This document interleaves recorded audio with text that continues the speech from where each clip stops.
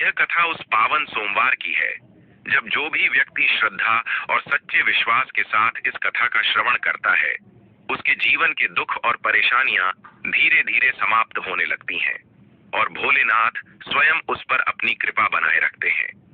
सोमवार का दिन भगवान शिव को अत्यंत प्रिय माना गया है। इस दिन जो कोई शिव कथा सुनता है या दूसरों को सुनाता है, उसका मन शुद्ध और शांत हो जाता है तथा उसके जीवन के कष्ट दूर होने लगते हैं। यह कथा मन को भक्ति और आस्था से भर देने वाली है। कथा की शुरुआत होती है कैलाश की दिव्य भूमि से, जहां हिमालय की गोद में बर्फ से ढके ऊंचे शिखरों के बीच कैलाश पर्वत अपनी अद्भुत आभा बिखेर रहा था।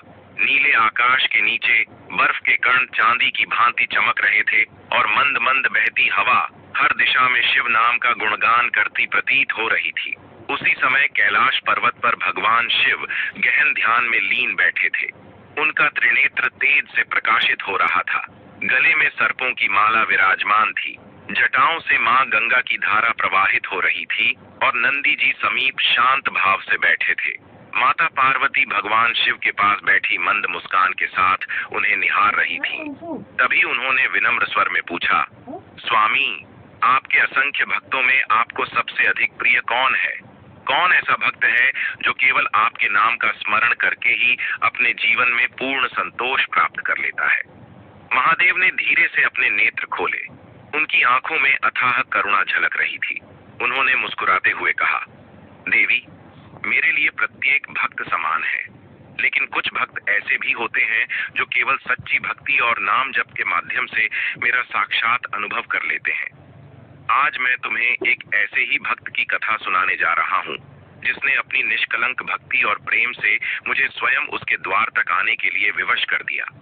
भक्त का नाम था भोलानाथ का प्रिय शिव भक्त महाकाल दास। काशी नगरी के समीप एक छोटा सा गांव बसा था, जिसका नाम था शिवपुर। वहीं एक निर्धन ब्राह्मण निवास करता था, जिसका नाम महाकाल दास था। उसके नाम की तरह ही उसका जीवन भी पूरी तरह शिव भक्ति में डूबा हुआ था। वह अत्यंत साधारण जीवन व्यतीत करता था।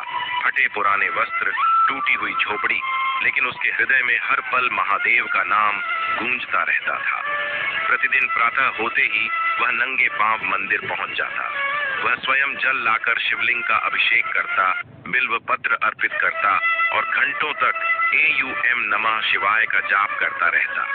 गांव के लोग अक्सर कहते, अरे महाकाल दास, कुछ अपने भोजन और जीवन का भी उपाय करो, हर समय भगवान की भक्ति में ही लीन रहते हो। लेकिन महाकाल दास मुस्कुराकर उत्तर देता, मेरा जीवन तो शिव नाम से ही चलता है। जिनके साथ महादेव हों, उन्हें और किसी चीज की क्या आवश्यकता। कुछ समय बाद गांव में भयंकर अकाल पड़ा।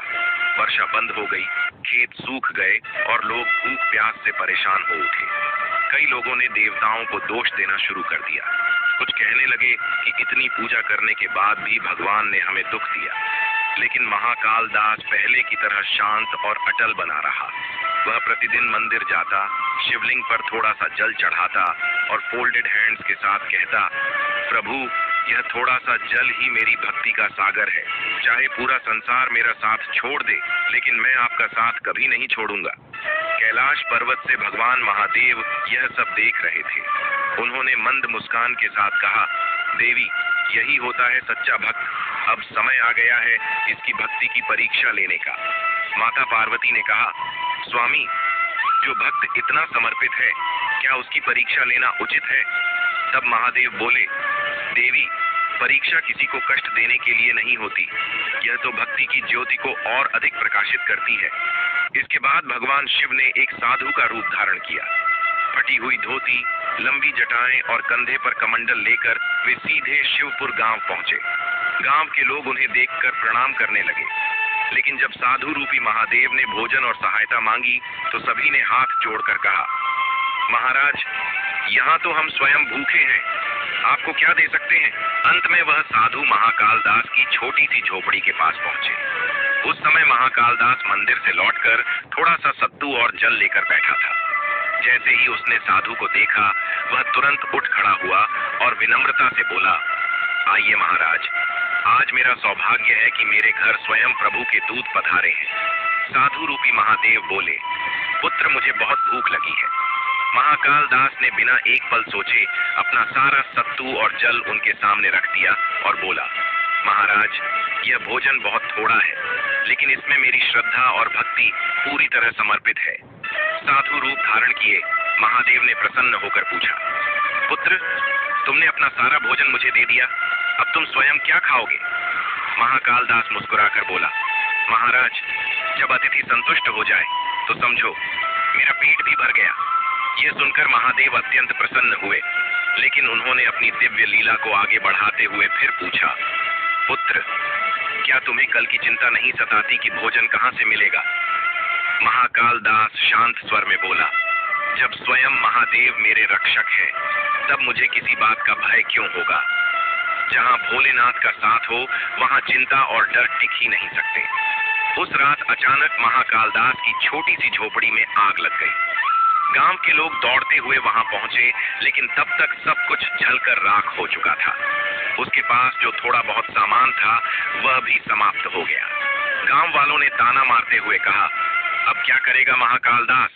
अब कहाँ गया तेरा भगवान? लेकिन महाकाल दास के चेहरे पर जरा भी दुख नहीं था। उसने शांत भाव से कहा, जहाँ भस्म होती है वहीं शिव का वास होता है। मेरा घर नहीं जला, बल्कि मेरा अहंकार जलकर समाप्त हुआ है। इतना कहकर उसने राख उठाई, अपने माथे पर लगाई और आंखें बंद करके शिव नाम का जाप करने लगा। कैलाश पर्वत पर बैठे महादेव यह दृश्य देखकर भावुक हो उठे। उन्होंने माता पार्वती से कहा, देवी, देखो सच्ची भक्ति कैसी होती है। जब मनुष्य सब कुछ खो देता है और फिर भी मेरा नाम नहीं छोड़ता, वही वास्तव में मेरा सच्चा भक्त कहलाने योग्य होता है। माता पार्वती ने करुणा भरे स्वर में कहा, स्वामी, अब तो इस भक्त पर कृपा कीजिए। इसकी भक्ति को कोई वरदान अवश्य मिलना चाहिए। तब भगवान शिव मुस्कुराकर बोले, देवी, सच्चा भक्त कभी कुछ मांगता नहीं, इसलिए उसका पुरस्कार सबसे महान होता है। अगले दिन भी महाकाल दास पहले की तरह मंदिर पहुंचा। उसने शिवलिंग पर भस्म अर्पित की और हाथ जोड़कर बोला, प्रभु, यह राख मेरी अटूट निष्ठा की पहचान है। बस आपका साथ बना रहे, यही मेरे लिए सबसे बड़ा धन है। तभी अचानक पूरे मंदिर में दिव्य प्रकाश फैल गया। शिवलिंग से अद्भुत ज्योति प्रकट हुई और देखते ही देखते वहां स्वयं भगवान महादेव प्रकट हो गए। उनकी जटाओं से मां गंगा प्रवाहित हो रही थी, नेत्रों से असीम कृपा बरस रही थी और हाथ में धारण किया हुआ त्रिशूल दिव्य आभा से चमक रहा था।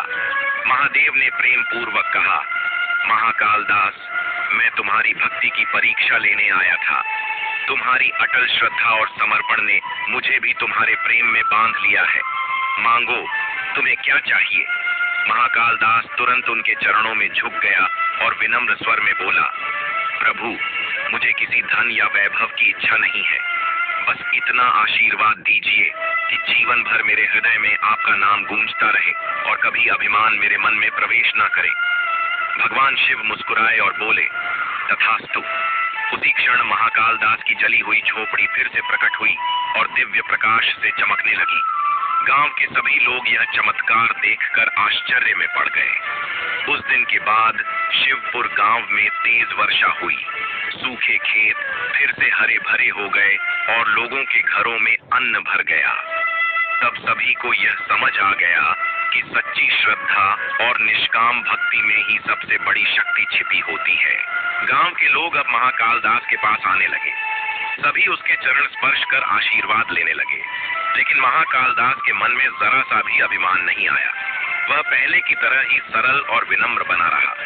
वही जल से अभिषेक, वही बिल्व पत्र अर्पण और वही निरंतर एयूएम नमः शिवाय का जाप उसके जीवन का आधार बना रहा। कैलाश पर्वत पर देवताओं ने भगवान महादेव से पूछा, प्रभु, पृथ्वी पर ऐसे सच्चे भक्त कितने हैं?